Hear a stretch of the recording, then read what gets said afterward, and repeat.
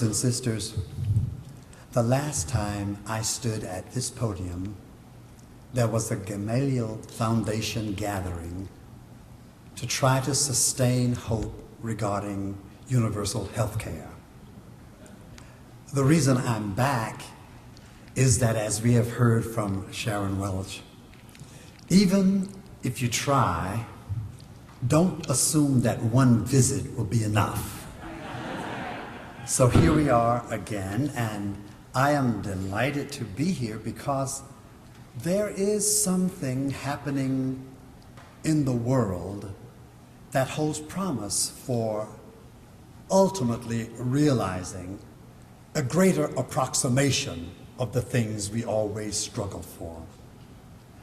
Because we are a network of spiritual progressives, I think it is my assignment to give a little energy to the issue about the spirituality which informs our struggle and which holds prospect for advancing the cause of justice and compassion on the way to peace.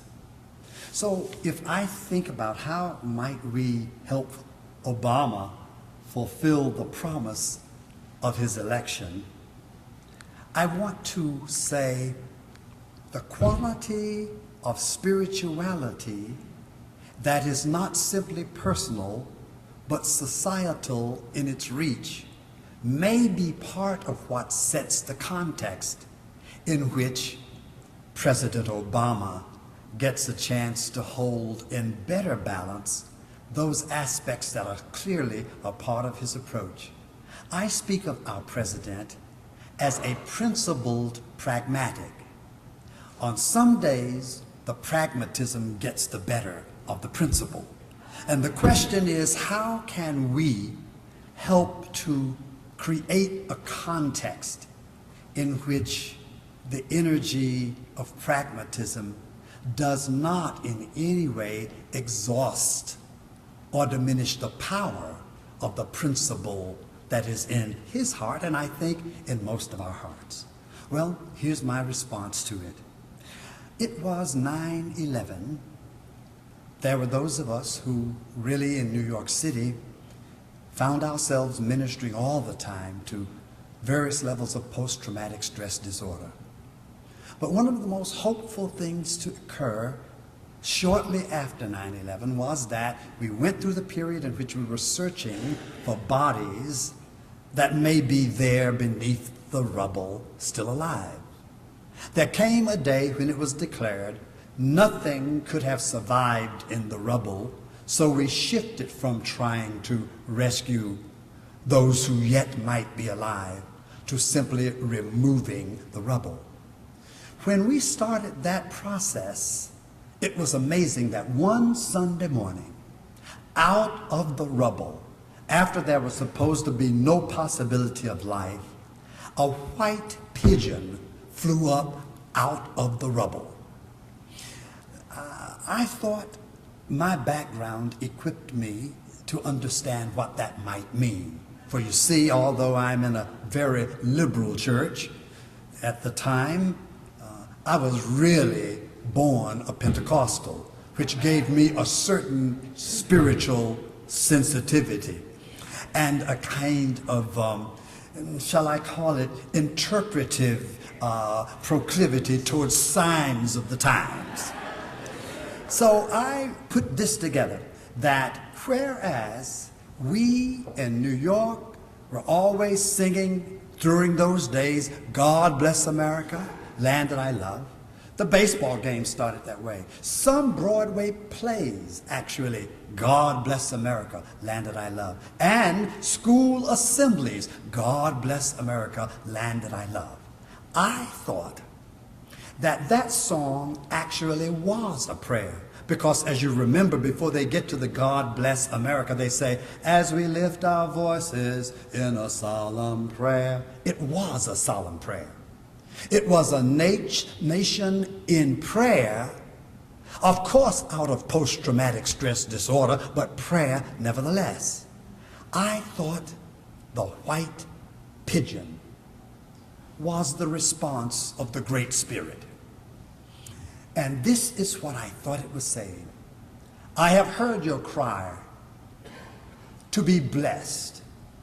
I am going to bless America.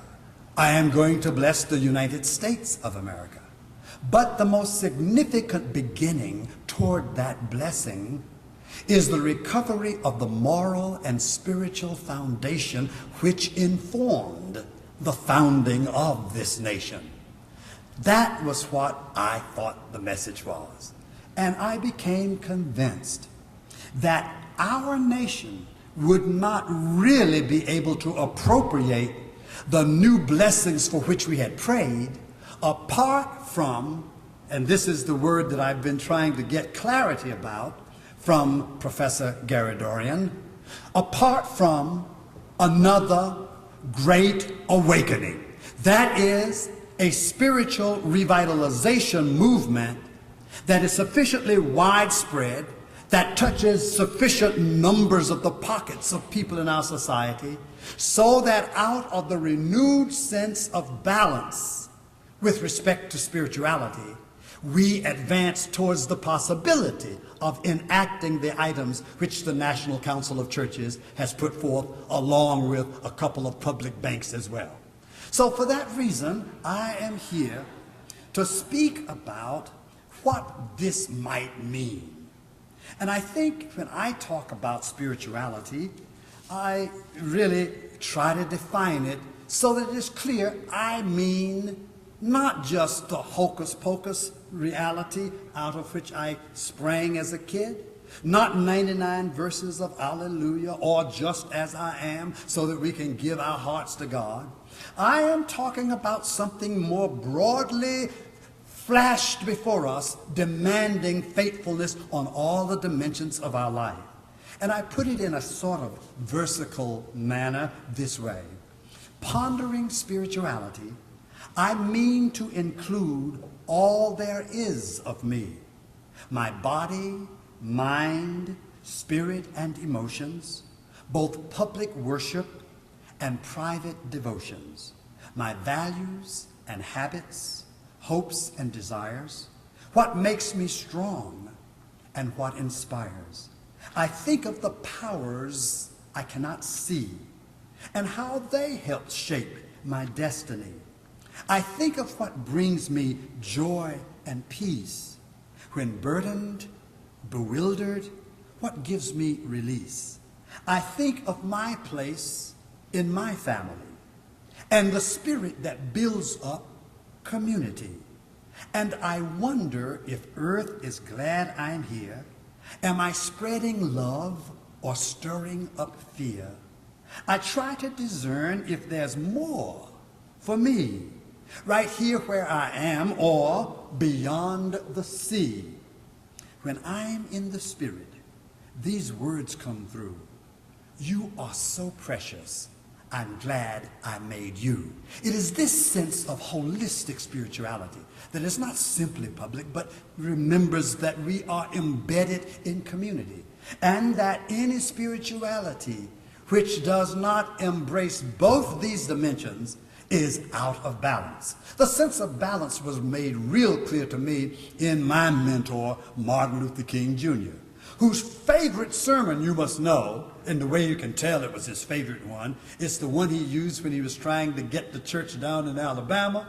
It's also the one he used when he was on his way to get his Nobel Peace Prize. This was his special sermon, and it's called the Dimensions of a Complete Life. In it, he suggested that heaven was foursquare, meaning the length and the width and the depth and the height of it were all the same. He spoke about the length as what we do for ourselves, the width as what we do for others, and the height or depth as our relationship to the one to whom we hold accountability for what we do with the gift of life we have received.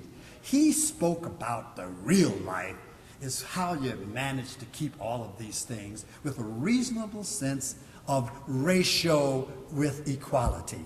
I looked at it further, especially in the light of the great fall of our economy.